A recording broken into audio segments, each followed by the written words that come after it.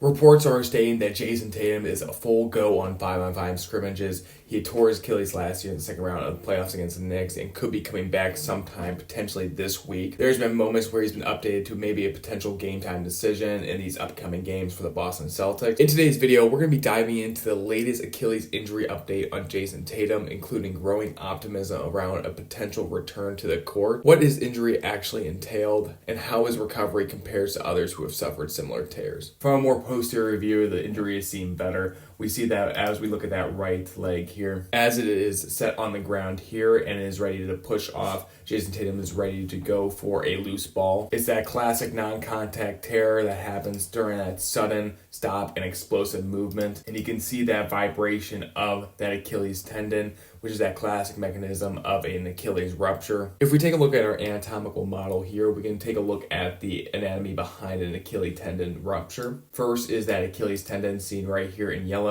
It is a shared tendon between two large muscles that make up our calf, this including our gastrocnemius seen right here, as well as our soleus seen behind it. This is one of the thickest tendons in the human bodies and is capable to withstand large tensile forces.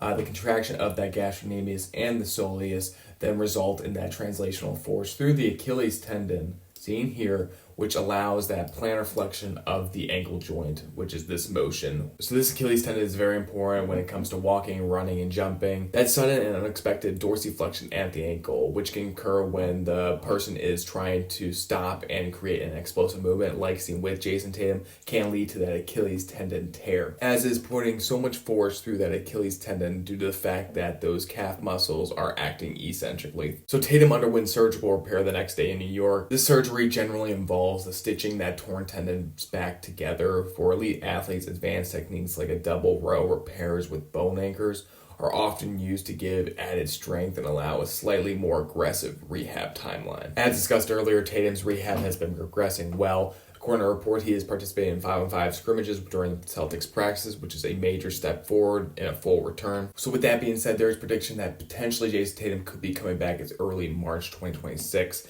Potentially even as soon as March 6th of 2026. This would put him around 10 months post-injury, which kind of aligns with or is slightly ahead of the typical recovery window for professional athletes. While other NBA stars like Kevin Durant, he suffered his Achilles tendon rupture, and it took him about 12 months, which almost took a full season for him to completely return. Compared to historical Achilles recoveries, Tatum's progress looks very strong. He's already doing full scrimmages and is reportedly close to a real game readiness. So for many NBA players, return is typical around 9 to 12 months post-surgery. So if Tatum makes it way back in March, he'll be right on track or slightly ahead of the traditional expected timelines. So whether Tatum returns this week or a few weeks later, the bottom line is that Jayson Tatum's rehab is trending very well.